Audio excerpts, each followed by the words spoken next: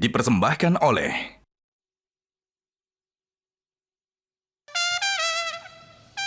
Kembali di Q&A, pemirsa masih bersama Ahmad Dhani dan para panelis. Tepuk tangan buat kita semua malam ini. Yes.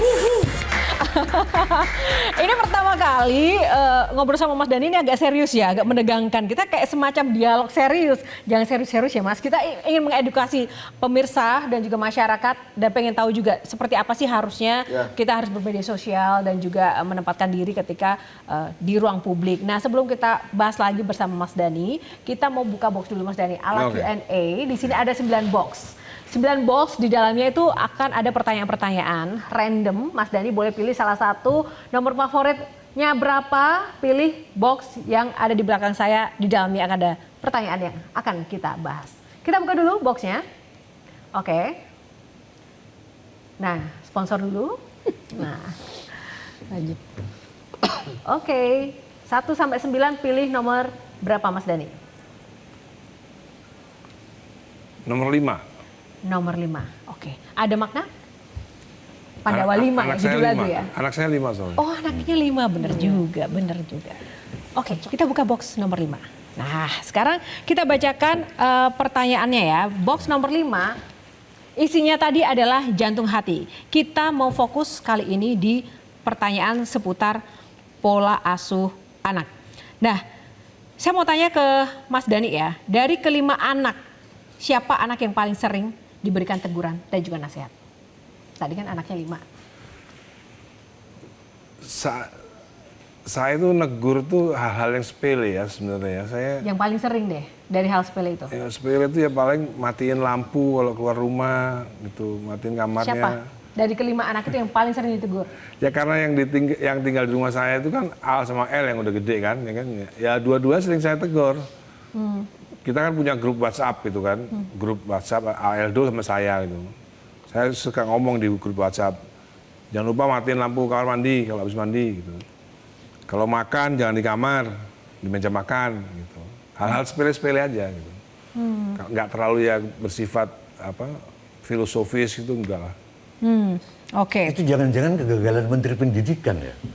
Soalnya banyak banget yang ke kamar mandi gak matiin. Iya. Anak-anakku juga. Dan gitu. sampai sekarang loh mereka nggak paham Gimana itu juga. Menteri Pendidikan kok bisa begini? Yang mana Menteri Pendidikan yang mana? Loh, enggak. Yang dulu apa yang sekarang? Buktinya banyak orang anak kecil ke kamar, ini hal sepele tapi nggak dimatiin. Apa makna filosofi dari mematikan lampu? Itu menjadi hal yang Pertama hemat energi, kedua ikut handar beni, ikut memiliki. Iya. Nah banyak ternyata sama, berarti ini persoalan massal. Massal. Ya, persoalan massal. Berarti persoalan pendidikan. Nggak bisa diselesaikan dengan komputer itu. Benedict Dasman. Nah, Tidakmen. bicara soal pendidikan, dengan situasi yang sekarang terjadi kan, posisi Safia dan saudaranya itu kan tidak mudah Mas.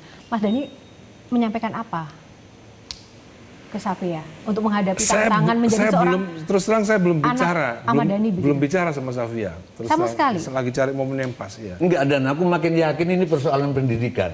Karena kalau hampir semua orang Indonesia mengikuti seluruh tradisi, itu nggak akan langsung menanggapin fitnah. Tradisi kita misalkan di Sunda, menghadapi apapun itu pancaniti. Niti arti, niti surti, niti bukti, niti bakti, niti sajati. Intinya, kalau ada apa-apa jangan langsung percaya. Sekarang anak-anak langsung percaya, langsung menanggapi. Berarti kegagalan Menteri Pendidikan. Enggak ya, ini tidak hanya Menteri Pendidikan tapi juga mungkin Atau Fadlizon. ya Fadlizon sebagai Menteri Kebudayaan juga harus gabung bikin SKB nanti bersama Menteri apa Kominfo juga sama. Jadi kalau ada akun-akun YouTube maupun akun Instagram, TikTok yang seperti itu bisa langsung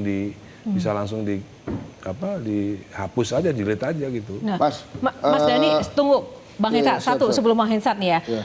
Mas Dhani, karena Mas Dhani ini Aku public tadi juga figure. punya pertanyaan loh, masih belum. Oh ya, satu lagi ya, bentar. Sebagai public figure, gerak-gerik Mas Dhani sangat disorot, apalagi menjadi anggota dewan seperti itu. Nah, saya boleh bacakan ya beberapa komentar, karena Mas Dhani sering memicu kontroversi menurut netizen. Itu Mas Dhani sering dibilang cuma cari sensasi. Mas Dhani ada yang bilang, wah anggota dewan kok seperti itu, mending mundur saja. Terus ada yang bilang Mas Dhani NPD, ada yang bilang Mas Dhani pansos aja. Nah, Mas Dhani baper nggak? Enggak sih. Terus terang. Dibilang seperti oleh netizen? Enggak. Justru saya memang sering manas-manasin, kalau saya sih nggak nyebutnya netizen ya. netizen di bawah IQ 78 saya sebutnya deterjen. Deterjen 78. Jadi saya justru malah sering bikin mereka panas gitu. Nah, jadi statement-statement kontroversi atau tindak tanduk yang Sebenarnya itu kontroversial bukan itu kontroversi. tuh emang disengaja? Bukan kontroversi karena mereka nggak paham, nggak nyampe ke situ. Jadi seolah-olah jadi kontroversi. Gitu. Itu masalahnya cuma itu aja. Karena nggak paham aja gitu loh. Oke. Ada gap lah. Ada Tapi gap. mungkin perlu saya ingat, ada anggota DPD Bali, Niluh Jelanti, ngunggah yang kompilasi gibah itu. Dia bilangnya begini, dan aku dulu mania lagu-lagu Dewa, gitu loh. Tapi kok jadi begini menanggapi konten itu? Ya karena beliaunya tidak paham tidak paham yang namanya runtutan cerita. Dia langsung baca buku tuh langsung episode 5 gitu. Dia nggak baca episode 1 gitu. Jadi nggak semua orang, meskipun orang berpendidikan juga paham. Buktinya psikolog yang saya laporkan juga nggak paham soal banyak hal gitu ya. Kalau dia paham banyak dimensi, sebenarnya paham gitu. Mas, sebenarnya ada satu hal yang saya penasaran ya. Ini kan sebetulnya kalau Mas Dhani memilih buying time sih. Artinya ntar nih kasus hilang sendiri juga. Itu mungkin akan lebih pendek daripada Mas Dhani sekarang melaporkan ke aparat berwajib. Karena kan pasti akan lama nih prosesnya ya, kemudian ada interview. Tapi kan nanti ada kepastian, ada kepastian bahwa apa yang dilakukan oleh psikolog tadi itu adalah salah. Nah, tapi si Safia di sekolah gimana? Ntar karena kan terus-menerus ada pemberitaan tentang teman-teman dia. sekolahnya backup dia loh.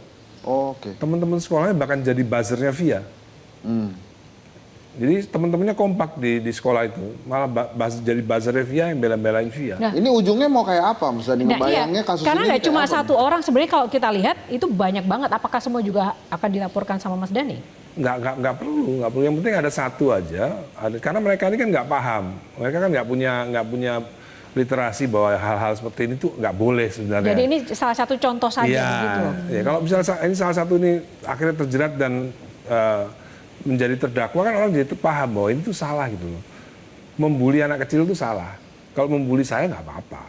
Membuli yang udah orang dewasa itu nggak apa-apa. Itu kan bagian daripada dialektika kan ya, biarin aja nggak apa-apa. Tapi kok anak kecil nggak boleh gitu loh. Ada batas-batasnya kan. Orang harus pahami itu gitu. Mbak Sani, silakan. Iya, kalau saya memang ini mungkin ya jadinya akhirnya dari semuanya mewakili satu jadinya yang maksudnya Mas Dhani tadi menjadi satu pembelajaran Iya. begitu sepertinya ya. Tapi memang kalau menurut saya dari kode etik profesi juga memang kita juga punya sebenarnya Mbak. Bagaimana kita harus memang mengemukakan, kita punya kode etik di profesi yang Harusnya tepat. psikolog tuh nggak boleh menyampaikan pendapat karena di luar sana juga ada. Wah ini si oknum yang dilaporkan Mas Dhani ini itu kan hanya menyampaikan pendapat seperti Iya. itu. Memang ada Tapi ada etikanya juga. Ada kode etik yang memang harus kita hormati dan kita junjung tinggi ya. Apalagi misalnya menyandang nama psikolog begitu. Tapi balik-balik lagi mungkin nanti ketika ini diangkat kan nanti akan ada aksi reaksi dan mungkin kita akan dengarkan gitu ke depannya bagaimana begitu. Tapi yang jelas nih kalau saya lihat Mas Dhani sekarang nih memang lebih lembut. Seperti bapaknya ini muncul Mbak. Karena observasi kemarin, Daripada perbandingannya yang kapan Mbak? yang sebelum Waktu ini. hak cipta nggak lembut sih. Mungkin pernah wawancara juga. Situasional sih. Iya Situasional. betul. Jadi ini mengindikasikan memang Mas Kalau Dhani ini. ada Mbak Tejo saya nggak bisa keras, takut dimarahin. Iya. Iya, tapi yang sesi sebelumnya juga berapi-api. Ini memang menunjukkan concern bahwa ini ada yang harus diatasi dengan sungguh-sungguh karena tadi menyangkut Ananda, buah hati ya. Itu memang kebapaan ini muncul sekali loh Mas. Karismanya, ketenangannya ini kelihatan sekali dan beda dengan yang sebelum-sebelumnya. Dia nggak Mbak? Ya. Ya, Nah, terlihat ya. Itu sekarang ya Mbak. Kalau misalnya tadi dengan anggapan netizen tentang Mas Dhani di media sosial yang mungkin beberapa judgement dilontarkan tuh, Nah, setuju nggak? iya. Dilihat nggak? Jadi kalau dari Mas sosok Dhani itu menurut saya ya, ini pede. Dan kayak bola, semakin dibanting semakin tinggi gitu ya. Jadi dibully apapun Mas Dhani itu punya kayak nyawanya banyak ya. Jadi dibilang NPD itu termasuk bullying nggak bagi Mas Dhani? Ya, siapa yang bilang saya MPD? Ya, Awalnya. di sana. Awalnya. Mas Dhani dengernya dari siapa? Awalnya itu siapa? Ya dari ibunya Al Eldul lah. Dari situ mulai semua itu mulai dari situ. Makanya kepada Mbak Niluh Jelantik, kenapa ketika ibunya Ariel dulu ngomongin saya terus-menerus meskipun sudah punya suami, kok nggak terusik gitu loh. Nah, pertanyaanku Dan. Iya. Oke, Menyangkut pertanyaan Mbak Mbak Tejo. Sani sekarang lebih Oke. pede dan tentang dua perempuan yang ini, pertanyaanku Dan, kita sama-sama mencintai perempuan kan? Iya. Oke, setuju? Setuju. Oke. Nah, apa bedanya Ahmad Dhani sama Arjuna? Arjuna itu punya beberapa istri, salah satunya ini Sri Kandi sama Sembodro. Nggak pernah berantem. Tolong jawab, kalau begitu apa bedanya Ahmad Dhani sama Arjuna? Ya Oke, jangan dijawab dulu Mas Dhani, kita jeda dulu sesaat lagi. Kembali. Aku menyelamatkanmu loh, aku menyelamatkan untuk berpikir dulu ya.